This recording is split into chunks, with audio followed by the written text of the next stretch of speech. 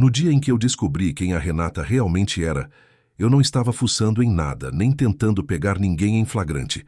Eu só sentei na mesa errada, na hora errada, e o monitor já estava ligado, com um e-mail aberto. No assunto, o meu nome.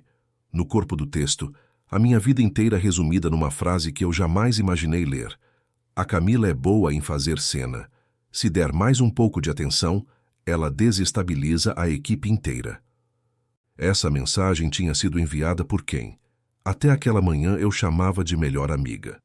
Por fora, a Renata parecia o tipo de pessoa que todo mundo quer por perto. Fazia piada na hora certa, levava café quando alguém travava, abraçava quem chorava no banheiro. Era ela quem dizia que eu podia ser eu mesma sem medo, que me incentivava a falar das crises com a minha mãe, das brigas com o Daniel, dos medos que eu escondia até de mim. Enquanto eu acreditava que estava finalmente encontrando abrigo, ela decorava cada fresta da minha casa por dentro. O que eu não sabia é que enquanto eu desabafava com a Renata no privado, ela montava com a mesma calma uma versão da Camila problemática para os outros. Falava com a minha mãe no sigilo, dizendo que estava preocupada comigo. Mandava mensagem para o Daniel como se fosse mediadora, deixando sempre no ar que eu era exagerada, instável, carente por natureza. E no corredor da empresa, ela sussurrava que eu dava trabalho demais, que qualquer coisa comigo virava drama. Por isso, quando tudo começou a ruir ao mesmo tempo, a frieza do Daniel, os sermões da minha mãe, o jeito estranho do meu chefe me olhar, eu fiz o que sempre fiz, culpei a mim mesma. Achei que eu é que estava estragando tudo, que era sensível demais, complicada demais. Nunca passou pela minha cabeça que havia alguém costurando as mesmas frases em lugares diferentes, colocando meu nome como problema onde eu só tinha mostrado ferida. Só que aquela tela esquecida, aquele e-mail que eu li com a mão tremendo, foi só a primeira porta que se abriu. Depois veio o grupo oculto de mensagens, os áudios enviados pelas minhas costas, as conversas que a Renata teve usando meu nome quando eu não estava. É essa história que eu vou te contar. Como alguém que entrou na minha vida como salvação, quase me destruiu usando exatamente aquilo que eu entreguei como confiança. E o que eu fiz quando, finalmente, vi quem era que falava por mim quando eu virava as costas. Eu tinha 28 anos quando entrei naquela empresa de contabilidade envidraçada no centro, com ar-condicionado tão frio que fazia a ponta dos dedos adormecer, e um corredor longo onde o som dos saltos ecoava mais alto do que qualquer conversa. Depois de anos fazendo bico, virando noite em planilha para os outros, eu finalmente tinha um crachá, um salário certo no fim do mês e a ilusão de que, a partir dali, a vida ia entrar nos trilhos. Minha mãe, Paula, repetia que aquele emprego era a oportunidade que não podia ser desperdiçada.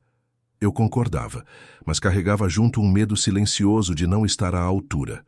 Nos primeiros dias, eu era só a nova do financeiro. Ninguém era cruel comigo, mas também ninguém parecia ter tempo de verdade. As mesas já tinham grupos e piadas internas, a copa já tinha cantinhos definidos, o elevador já tinha quem ficasse perto da porta e quem se encostasse atrás. Eu circulava pelos espaços como quem tenta não atrapalhar o fluxo, pedindo licença com o corpo inteiro, falando baixo, evitando chamar atenção. O almoço do terceiro dia eu quase fiz no banheiro, em pé, só para não encarar a sensação de ser sobra de cadeira na mesa dos outros. Foi nesse terceiro dia que a Renata apareceu na minha frente, com uma caneca enorme de café na mão e um sorriso seguro demais para aquele ambiente duro. Ela encostou na divisória da minha mesa, como se já me conhecesse. "Você é a Camila, né? A nova que entrou no lugar da Fernanda", ela disse sem nem perguntar se podia interromper. Assenti ajeitando o cabelo por reflexo. "Sou sim." "Renata, também do financeiro", respondeu estendendo a mão. "Vem, vou te mostrar onde fica o café que não parece castigo. Se você continuar tomando esse aí da garrafa térmica, vai pedir demissão em 2 semanas. Eu ri, quase por alívio, e deixei que ela me guiasse até a copa. Lá dentro, o barulho dos pratos e das colherinhas misturado às conversas formava uma espécie de língua própria.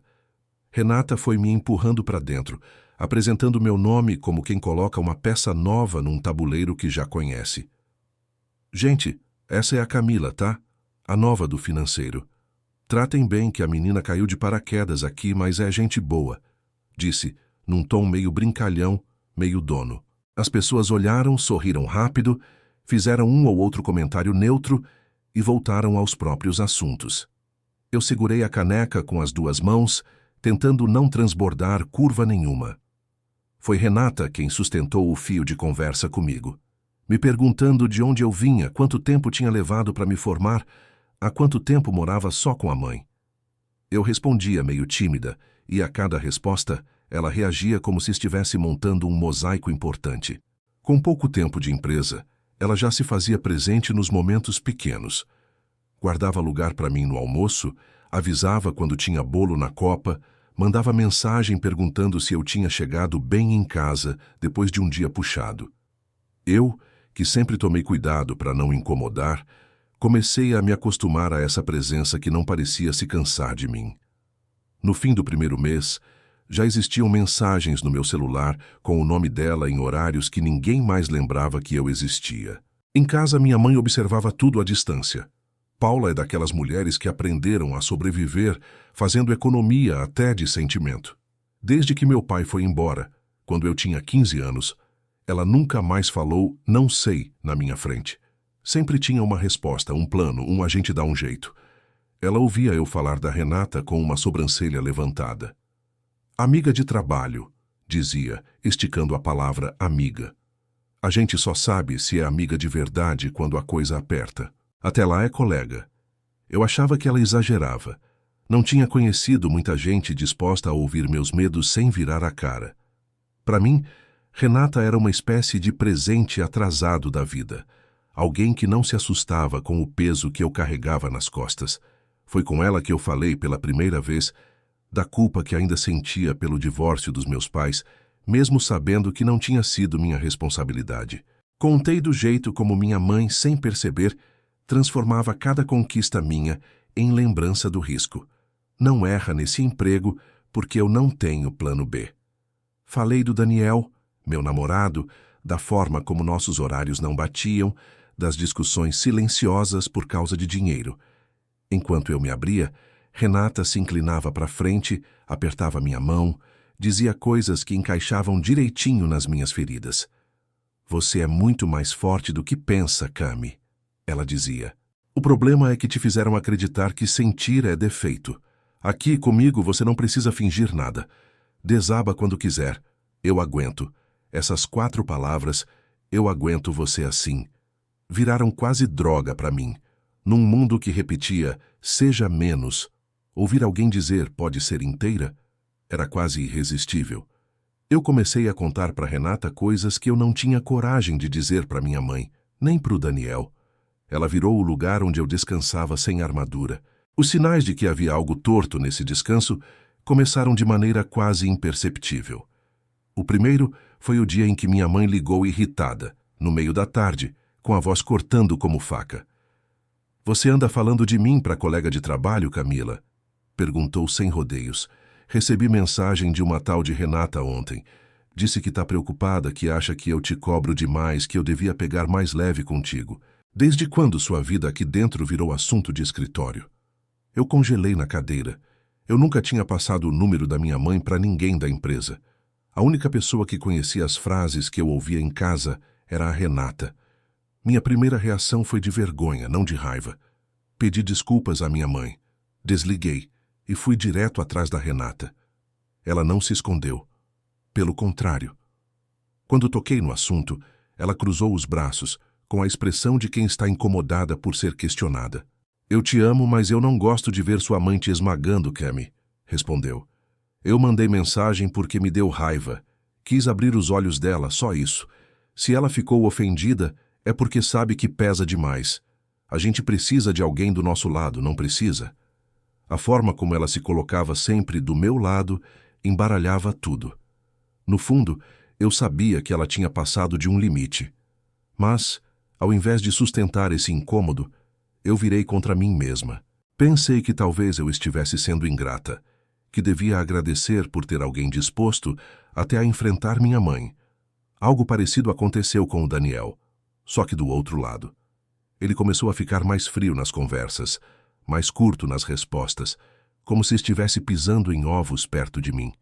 Numa noite, depois de uma discussão arrastada sobre contas atrasadas, ele soltou exausto: "Eu tô cansado de ser tratado como vilão da sua vida, Camila. Se você quer terminar, termina. Mas para de usar o que você conta para sua amiga para me pintar como monstro." "Do que você está falando?" Perguntei genuinamente confusa. "De gente que acha que tem o direito de vir me mandar mensagem dizendo que eu não te valorizo, que não te dou apoio, que você merece alguém emocionalmente disponível. Essa tal de Renata. Ela fala de você como se fosse sua porta-voz, como se soubesse mais do nosso relacionamento do que eu." Quando ele disse o nome dela, meu peito gelou. De novo, eu não tinha dado o contato. De novo, ela tinha cruzado uma fronteira sem pedir permissão. E de novo, no dia seguinte, a explicação veio embalada como cuidado. "Eu só falei o que qualquer pessoa decente falaria", disse, ao ouvir o meu relato. "Te ver se humilhando por homem que não te segura é triste, Cami. Se ele se doeu, é porque se viu no espelho. Eu não vou pedir desculpa por querer ver você feliz. Eu tive vontade de gritar que não precisava que ela me defendesse dessa forma, mas como sempre, alguma coisa em mim cedia quando ela usava a palavra feliz como prêmio. Saí da conversa de novo com a sensação de que eu é que dava trabalho demais, que além de carregar meus problemas, ela ainda carregava as consequências.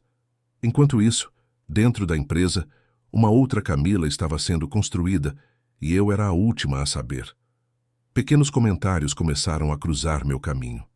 Entrando na copa, ouvi duas vozes baixas. "Ela é aquela que vive chorando no banheiro, né?" "É." A Renata diz que tem dia que chega em casa drenada de tanto segurar as crises dela. Eu congelei com a mão na porta. Era como ouvir uma versão da minha dor narrada em terceira pessoa, por alguém que eu amava em primeira. Contei isso para Renata, esperando que ela negasse com veemência.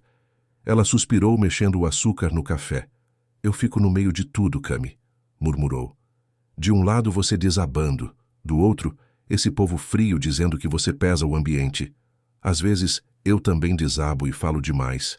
Mas se hoje você não é tratada pior aqui dentro, é porque eu compro muita briga por você." Era sempre assim. Qualquer dúvida que eu levantasse sobre a postura dela era coberta por uma camada grossa de sacrifício.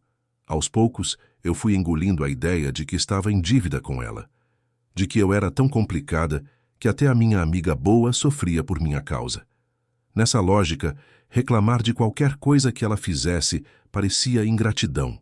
Se eu tivesse parado para desenhar aquele cenário de fora, teria visto que havia algo profundamente errado.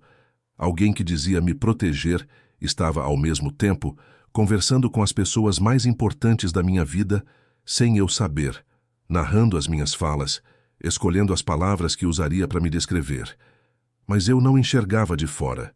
Eu estava dentro da história, ocupando o papel da pessoa que tenta ser menos peso para não perder o único ombro que acha que tem.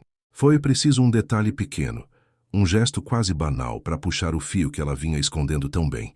Um dia comum, um horário qualquer, uma mesa ocupada por engano e um e-mail aberto, com meu nome no assunto e a voz da Renata escrevendo sobre mim como se eu fosse um caso a ser contornado, não uma amiga a ser cuidada.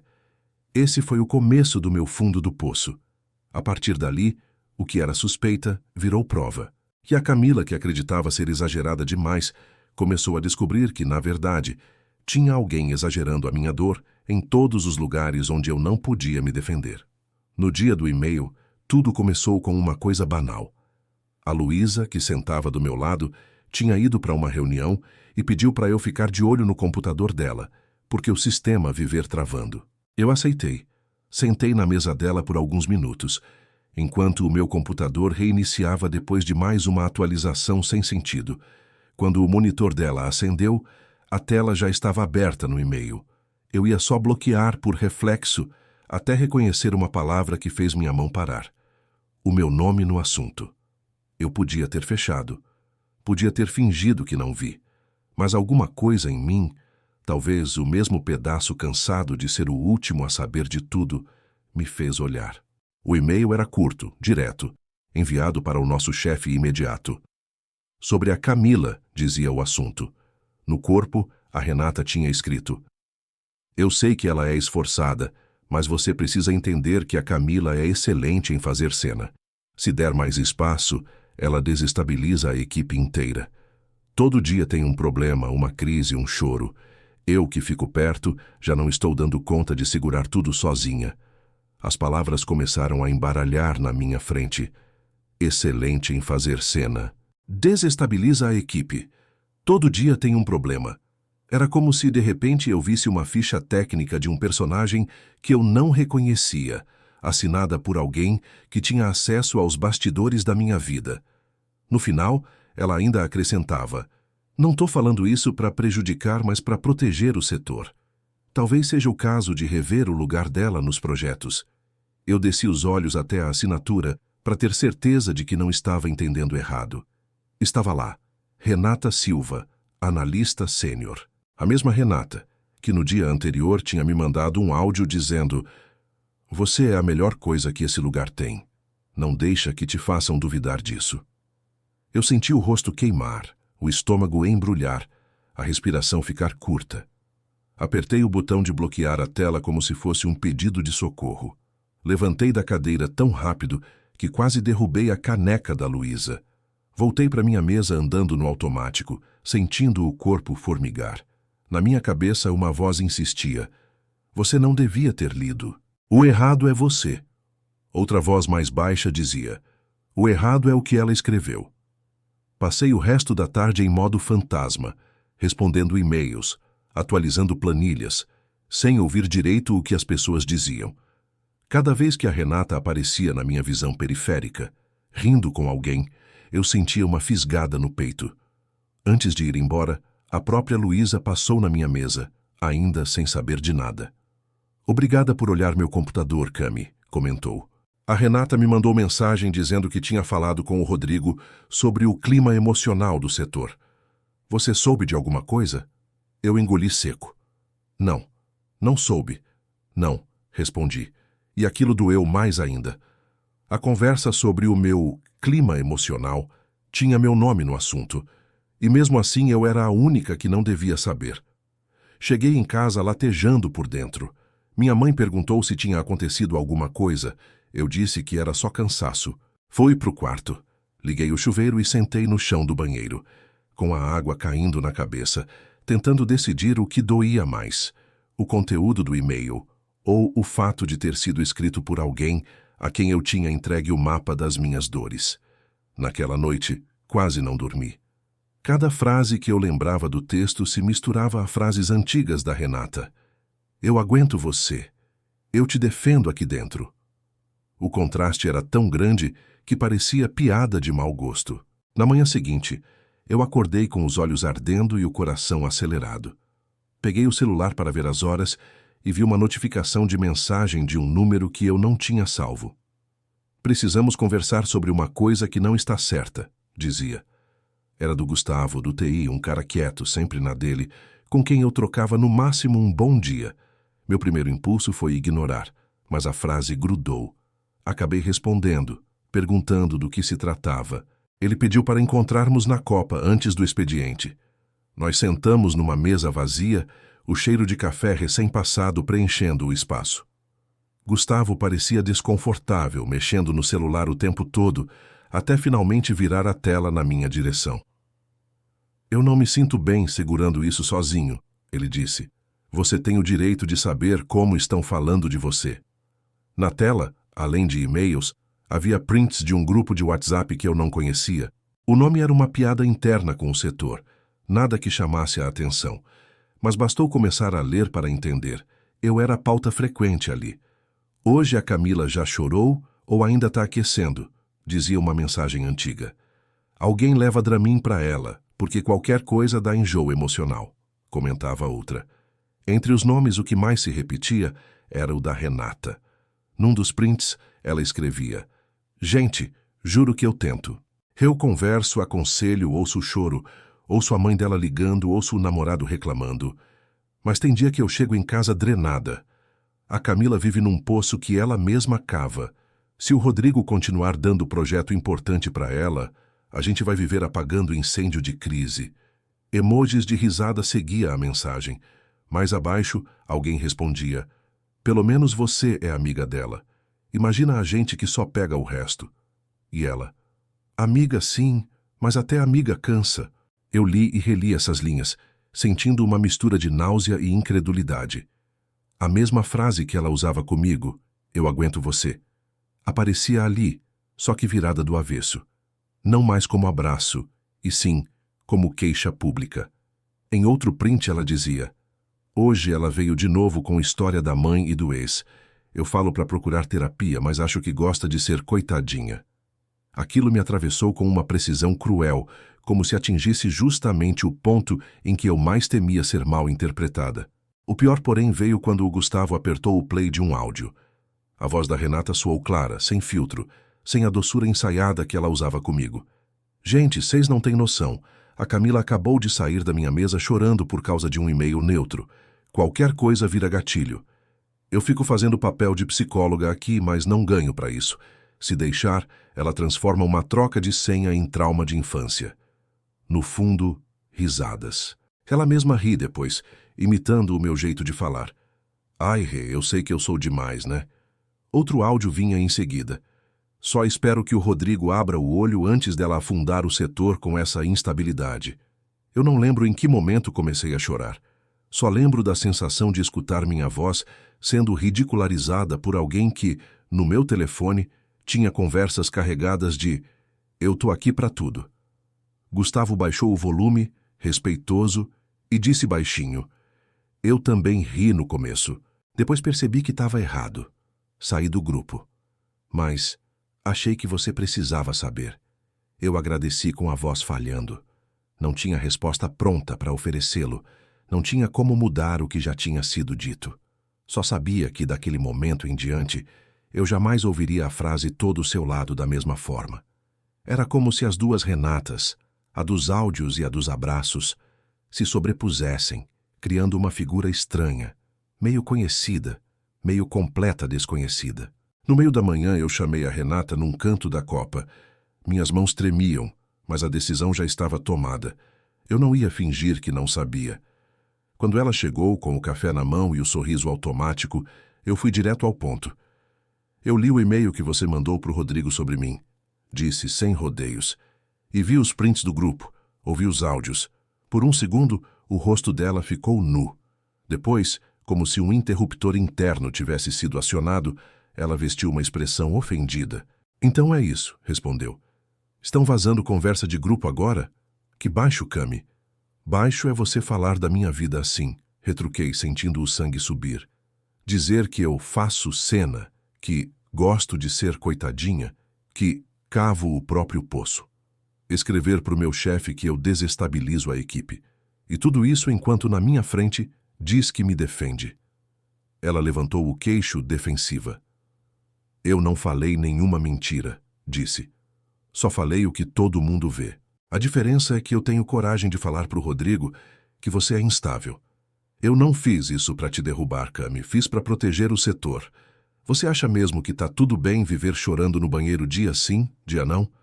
A tentativa de virar o foco para mim me deu vontade de gritar. Por anos eu tinha aceitado qualquer crítica vinda dela como verdade absoluta.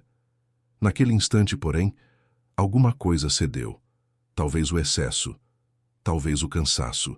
Se você achava que tinha algo errado comigo, podia ter falado comigo.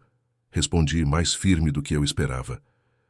Em vez de usar o que eu te conto chorando como piada, em grupo. Em vez de se apresentar para minha mãe e para o Daniel como se fosse minha terapeuta. Você ultrapassou todos os limites sem pedir licença. Ela riu, um riso curto, sem humor. Ah, pronto. Agora eu sou a vilã e você é a santinha. Eu que fiquei noite te ouvindo. Eu que comprei briga sua. Eu que tentei consertar o que sua mãe e seu namorado estragavam. E no fim, sou eu que ultrapassei limites. Você não percebe o trabalhão que dá ser sua amiga? A palavra trabalhão bateu fundo. Era como se ela tivesse colocado em voz alta o medo que eu sempre tive, ser demais. Em outras épocas, isso teria me desmontado. Mas com o e-mail e os áudios ainda vivos na memória, soou mais como confissão do que como verdade. Então não seja, respondi num fio de voz, mas sem recuar. Se ser minha amiga te dá tanto trabalho, tá liberada. Só não usa mais meu nome em conversa que eu não tô. Nem com meu chefe, nem com a minha família, nem com grupo nenhum. Ela me encarou como se eu tivesse cuspido uma heresia. Você tá sendo ingrata, disse por fim. Se hoje você ainda tem emprego aqui, é porque eu segurei muita coisa que podiam usar contra você. E hoje eu ainda tenho emprego aqui é porque eu trabalho bem, devolvi. Apesar de você. Saí dali antes que desmoronasse. Entrei no banheiro, tranquei a porta e pela primeira vez não me culpei por estar chorando. Não era drama, era luto. Eu estava enterrando a imagem da Renata que eu criei, a amiga leal, a defensora, a que aguenta tudo. A mulher dos áudios não era essa. E se um dia tinha sido, não era mais. Naquela tarde, o clima na equipe ficou pesado. Eu via olhares cruzando de um lado para o outro, ouvia a frase "depois te conto" sussurrada, assim que eu entrava na copa. Pouco antes do fim do expediente, o Rodrigo pediu que eu fosse até a sala dele. O coração veio na boca. Sentei na cadeira de frente para a mesa dele, esperando o veredito. A Renata me procurou, ele começou. Falou que vocês tiveram um desentendimento feio, que vazaram conversas de grupo, que você está instável e isso tem afetado o time. Disse que o ambiente ficou insustentável. Eu respirei fundo, tentando escolher cada palavra como se estivesse andando num campo minado.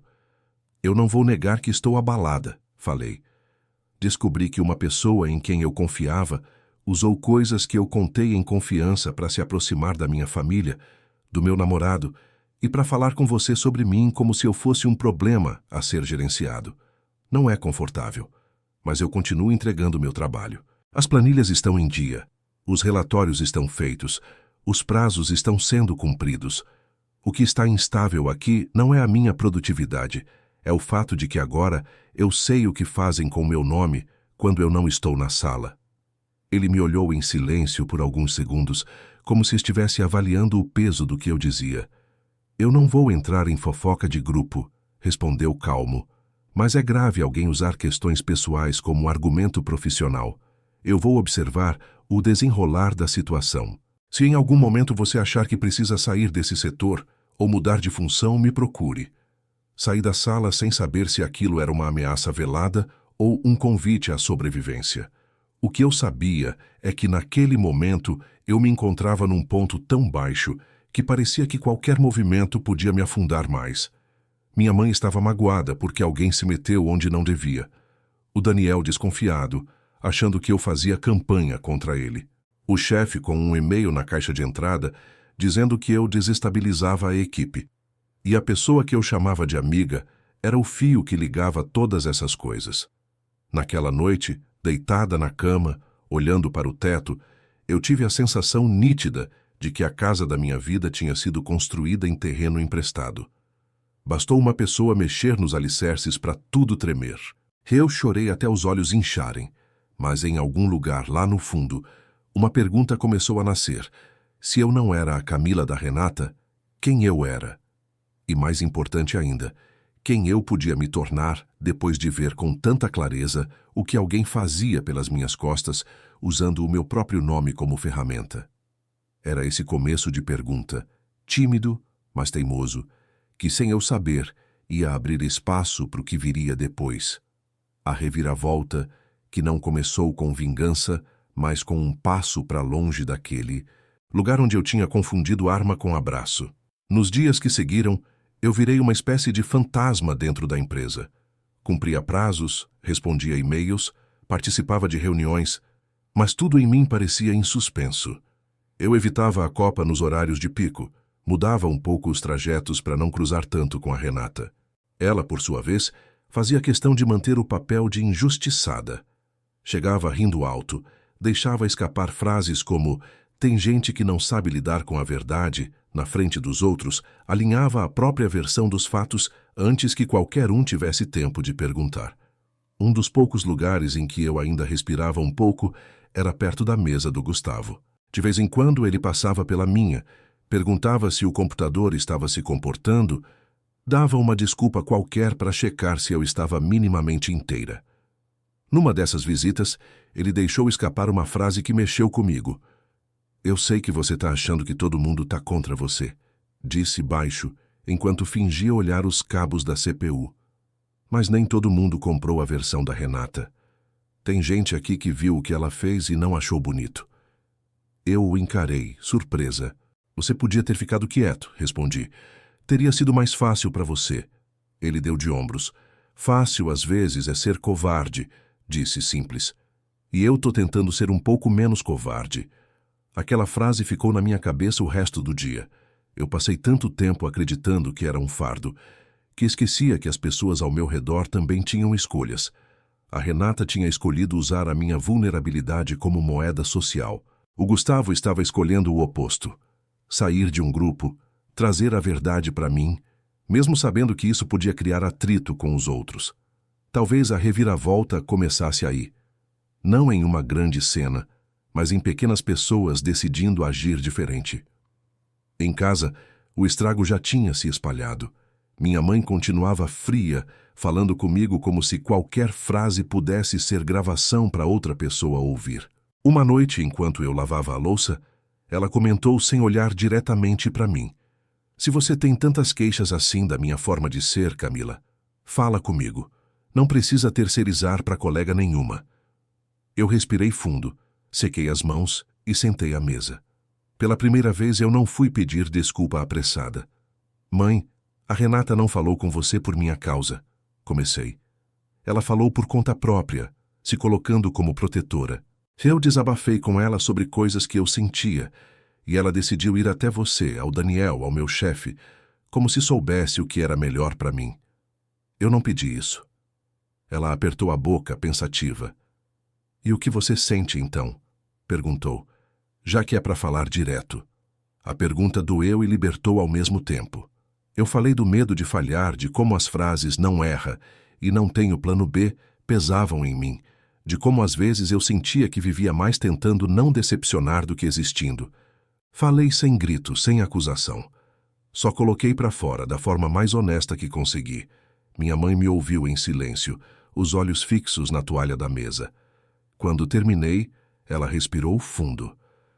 Eu sou dura mesmo, admitiu. Talvez porque eu sempre tive medo de te ver quebrar como eu quebrei quando seu pai foi embora.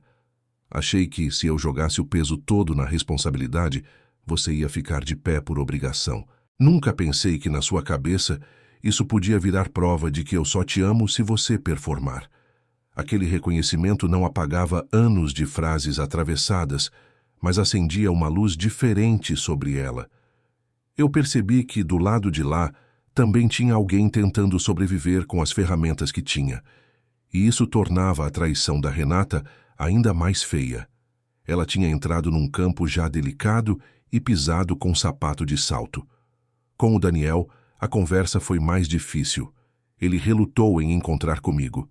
Acabamos marcando num café pequeno, perto do metrô, num dia de chuva fina.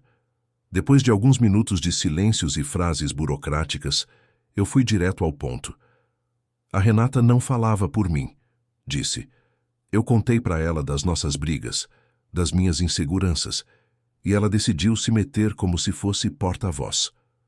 Eu não tenho como controlar o que ela já te disse, mas queria que você soubesse de uma coisa da minha boca. Eu nunca te descrevi como monstro. Ele mexeu devagar no copo, olhando o movimento do líquido. Eu me senti invadido, respondeu. De repente, tinha uma terceira pessoa dentro da nossa conversa, me julgando, me analisando, usando coisas que eu falei num contexto para te pintar como vítima. Eu fiquei com raiva de você por ter aberto essa brecha. Demorei para entender que, talvez, você também tenha sido usado. A palavra usado marcou, não como desculpa para tudo, mas como nome para uma parte do que tinha acontecido. Nós dois ficamos ali sentados, encarando o fato de que tínhamos permitido que alguém de fora definisse diálogos que eram nossos. Não voltamos imediatamente a ser casal, mas alguma coisa foi reposicionada. A ideia de que, se um dia a gente reconstruísse algo, seria sem intermediários. No trabalho, a reviravolta veio de um lugar inesperado. Algumas semanas após o confronto com a Renata, o Rodrigo me chamou de novo na sala dele. Eu entrei tensa. achando que vinha mais uma conversa sobre clima, perfil e outras palavras que viram muros. Eu tenho acompanhado o que acontece de longe, ele começou. Não vou dizer que sei de todos os detalhes, mas deu para perceber que a situação entre você e a Renata não é só desentendimento bobo. Ao mesmo tempo, seu trabalho continua sendo entregue com qualidade. Você não faltou, não deixou de cumprir prazo, não usou nada disso como desculpa. Eu não sabia se aquilo era elogio ou preparação para a queda. A diretoria está montando uma equipe pequena para um projeto novo de automatização de relatórios, continuou. Vão tirar algumas pessoas do fluxo atual e redistribuir. Eu tenho liberdade para indicar um nome do financeiro. Quero indicar o seu. Por alguns segundos eu não consegui responder. Parecia incoerente. No momento em que a minha imagem tinha sido mais rasgada, surgia um convite para ocupar um lugar de confiança. Talvez eu tivesse me acostumado tanto à narrativa da Renata de que eu desestabilizava tudo, que era difícil acreditar que alguém pudesse me ver como parte da solução de qualquer coisa. Eu sei que, depois de tudo, você pode achar que isso é só uma forma de tirar o problema do setor, ele disse, como se tivesse adivinhado meu pensamento. Mas, honestamente, eu não coloco gente em projeto novo para aliviar minha consciência. Coloco porque vejo capacidade, e eu vejo em você. Aquela frase mexeu com um ponto que a Renata nunca tinha alcançado. A minha competência. Ela apontava para o meu emocional como defeito, mas raramente questionava meu trabalho, porque o personagem dramático precisava se sustentar em alguém funcional. Ouvir de outra fonte que eu era capaz, sem a camada de piedade, foi como ter uma janela aberta num quarto que eu achava que ia ficar sempre abafado. Eu topo, respondi, sentindo uma coragem tímida nascer. Mas eu quero fazer uma coisa antes disso, ele esperou. Quero procurar terapia, não para consertar quem eu sou, mas para entender como eu me coloquei nesse lugar em que alguém teve tanto poder sobre a minha narrativa. Ele assentiu, sem surpresa. A empresa tem convênio. Te passo os contatos depois, disse. E se você entrar no projeto, saiba de uma coisa. Você não está indo para lá como a que deu problema aqui. Está indo como alguém escolhida por mérito. Na semana seguinte, entre uma reunião e outra, eu estava sentada numa sala simples com uma psicóloga de olhar calmo e uma prancheta apoiada no colo. Contei a história inteira, da contratação ao café com a Renata, da mensagem para minha mãe aos áudios do grupo, do e-mail para o Rodrigo à conversa com o Gustavo. Quando terminei, exausta, ela ficou alguns segundos em silêncio. O que te dói mais hoje, quando você pensa em tudo isso? Ela perguntou. Pensei nas risadas, nos prints, nos julgamentos. Mas na camada mais funda, a resposta era outra. Saber que eu acreditei mais na leitura que a Renata fazia de mim do que na minha. Respondi. Eu precisei ver prova para questionar o que ela dizia. Até então, se ela falava que eu era demais, eu era. Se ela falava que eu era forte, eu era. Ela era meu espelho. A psicóloga anotou alguma coisa, depois ergueu os olhos. A reviravolta começa quando você decide trocar de espelho, disse. Não é sobre nunca mais confiar em ninguém. É sobre não dar a ninguém o direito de ser o único filtro entre você e você mesma. Saí daquela sessão sem todas as respostas, mas com uma certeza nova. O mundo não ia diminuir para caber na minha dor, mas eu podia aprender a caminhar de outro jeito dentro dele. O convite para o projeto, a terapia, as conversas difíceis com minha mãe e o Daniel formavam juntos algo que a Renata não controlava, minha capacidade de reposicionar as peças. Na empresa, o afastamento entre nós duas virou oficial quando a lista do novo projeto saiu. Meu nome estava lá. O dela, não. Eu percebi um espasmo no rosto dela quando ouviu a notícia na reunião. Não havia mais abraços, nem comentários sussurrados sobre como as coisas são injustas. Havia apenas silêncio entre nós. Na hora do almoço, passando por mim na copa, ela lançou uma frase que parecia gentil, mas vinha recheada de veneno. Parabéns pelo projeto, Kemi. Você sempre soube cair para cima. Dessa vez eu não absorvi. Não levei para casa, não analisei em 1000 camadas. Só registrei como o que era. Mais uma tentativa de reduzir meu esforço a acidente. e pela primeira vez não precisei provar nada a ela. Eu já tinha novas referências. Ali, naquele corredor gelado, eu percebi. A reviravolta não tinha sido o projeto, nem o e-mail, nem os prints. A verdadeira mudança estava em mim, no lugar sutil, onde antes qualquer frase dela era decreto, e agora era só mais uma opinião entre tantas. E isso, por mais simples que pareça, mudou tudo.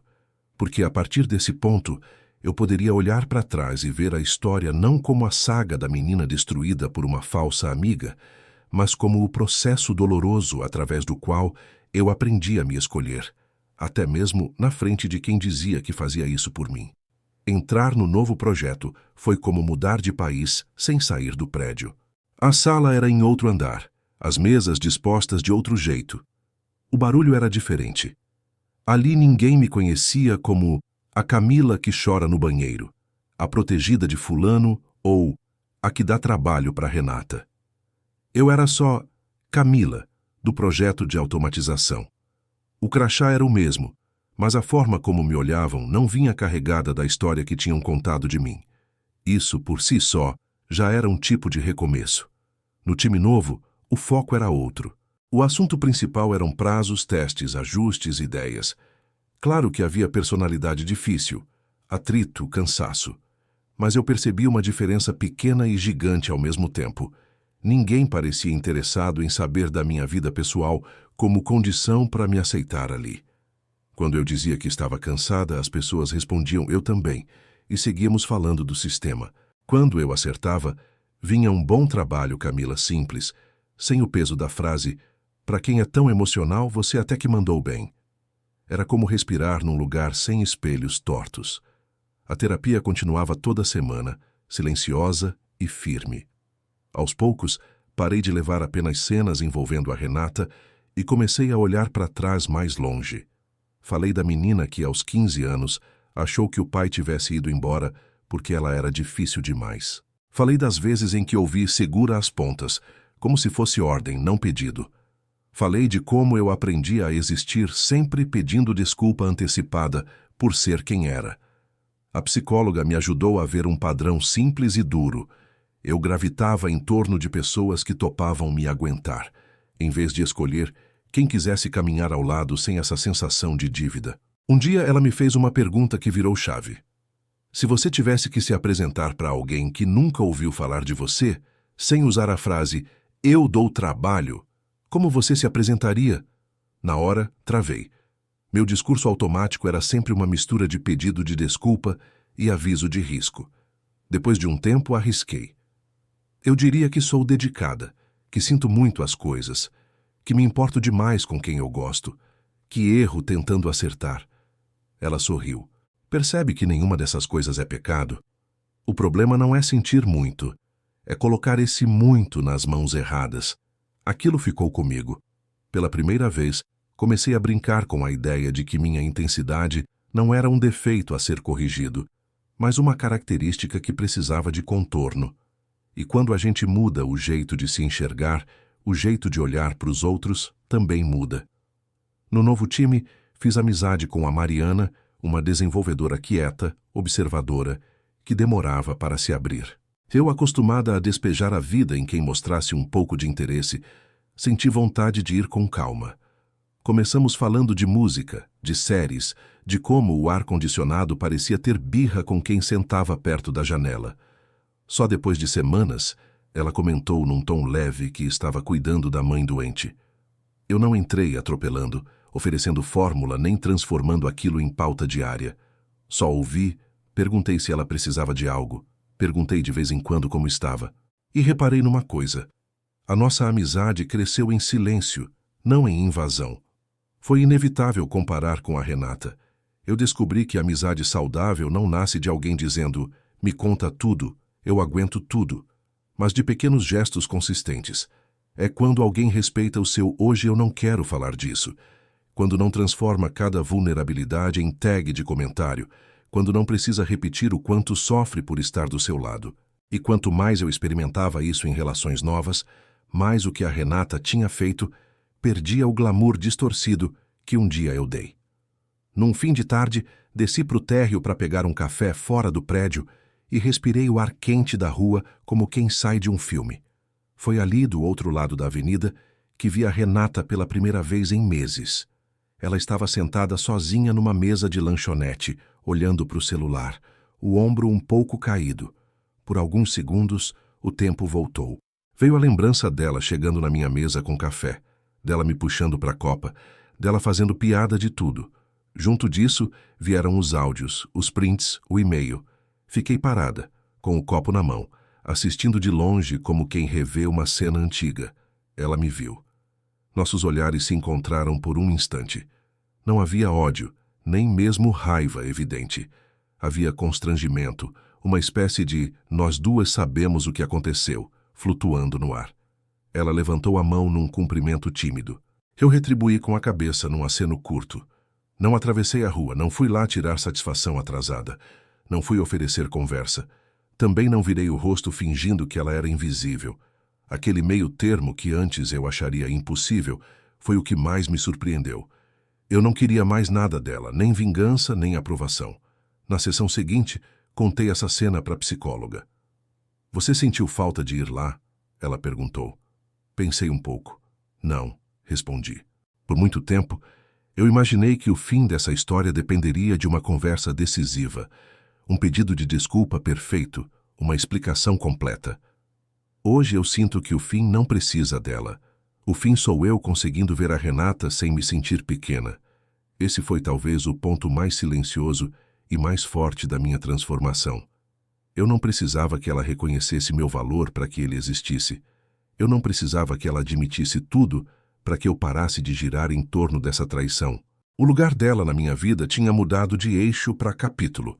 Depois de alguns meses no projeto, a empresa ofereceu um treinamento interno e pediram que eu compartilhasse com novos funcionários um pouco da experiência de adaptação. No começo, eu achei engraçado. Logo eu que quase fui engolida pelo ambiente, pensei. Mas aceitei. No dia diante de uma sala com 10 rostos assustados, eu contei sobre insegurança, sobre medo de não caber, sobre como a gente às vezes entrega demais na mão da primeira pessoa que oferece cadeira. Não citei nomes, não fiz da Renata personagem da palestra. Falei sim de limites, de como é importante separar desabafo de exposição, cuidado de controle, conselho de manipulação. Disse uma frase que eu gostaria de ter ouvido quando entrei. Se alguém se apresenta para você como a única pessoa que te entende aqui dentro, tome cuidado. Gente que te coloca tão dependente dela costuma gostar de estar no centro da sua vida, e ninguém merece esse lugar além de você. Depois da conversa, uma das novas funcionárias veio falar comigo no corredor. Eu precisava ouvir isso, ela disse. Sempre tive medo de ser muito intensa. Ver você falando assim me deu esperança de que dá para existir sem pedir desculpa o tempo todo. Eu fui para casa naquele dia com um misto de gratidão e espanto. A história que quase me destruiu estava, de algum jeito, servindo para outra pessoa olhar para si com mais gentileza. Era como se, ao narrar o caminho, eu conseguisse também me enxergar de fora e confirmar de uma vez por todas que eu não era a caricatura que tinham criado de mim. Com o tempo, as memórias mais doloridas foram mudando de temperatura. Continuavam ali, mas já não queimavam. Às vezes, quando alguma amiga me contava de uma Renata na vida dela, eu reconhecia o roteiro na hora. A pessoa que sabe demais, que se mete demais, que fala pelos outros demais. E eu dizia sem ódio, mas com firmeza. Protege o seu coração. Quem fala muito pelos outros, geralmente, fala demais de você também. A grande transformação não foi virar alguém fria, desconfiada de todo mundo. Foi aprender a ser seletiva sem se fechar, profunda sem se jogar inteira no colo de qualquer um, vulnerável sem ser descuidada. E, acima de tudo, foi perceber que a frase "ela fingiu ser minha amiga" não precisava ser o título definitivo da minha vida. Podia ser só o título de um capítulo duro, mas importante, da história de alguém que descobriu na marra que a amizade de verdade não tem duas versões incompatíveis, dependendo da sala em que você está. Algum tempo depois, numa noite qualquer de semana, eu estava sentada no sofá da sala com minha mãe, vendo TV sem muita atenção, quando ela soltou uma frase que eu nunca imaginei ouvir da boca dela. Estávamos em silêncio, cada uma com seu copo de chá, quando ela murmurou: "Eu tenho pensado muito naquela história da sua amiga, ou ex-amiga, e cheguei à conclusão de que eu também ajudei a deixar você vulnerável demais." Eu virei o rosto, surpresa. Ela continuou sem fazer drama. "Quando eu te ensinava que você não podia quebrar, que chorar era perigoso, eu talvez tenha empurrado você para o colo da primeira pessoa que dizia: 'Pode desabar aqui.' Eu te dei pouco espaço de fragilidade. Aí qualquer colo parecia milagre. Não era um pedido de desculpa cheio de palavras bonitas. Era um reconhecimento simples, cru, vindo de alguém que tinha mais facilidade em arrumar guarda-roupa do que mexer dentro do peito. Aquilo me emocionou mais do que se ela tivesse chorado. Eu percebi que a minha história com a Renata não tinha mexido só comigo. Tinha forçado minha mãe a olhar para a própria rigidez. A dor, de algum modo, estava reorganizando muita coisa que eu nem imaginava. Alguns meses depois, recebi uma mensagem inesperada no e-mail pessoal. Era da Renata. O assunto dizia apenas: "Não quero que você responda, mas preciso dizer."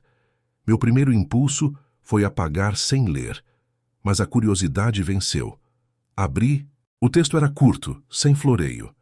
Ela dizia que tinha começado terapia após quase ter um colapso no trabalho, que a psicóloga a confrontou com o padrão de se colocar como salvadora, para não olhar para a própria bagunça, que aos poucos ela viu que tinha transformado minhas vulnerabilidades em espetáculo para se sentir necessária. Terminava assim: "Não espero que você me perdoe, nem que um dia queira falar comigo. Eu só não consigo mais dormir tranquila, fazendo de conta que não sei o estrago que causei."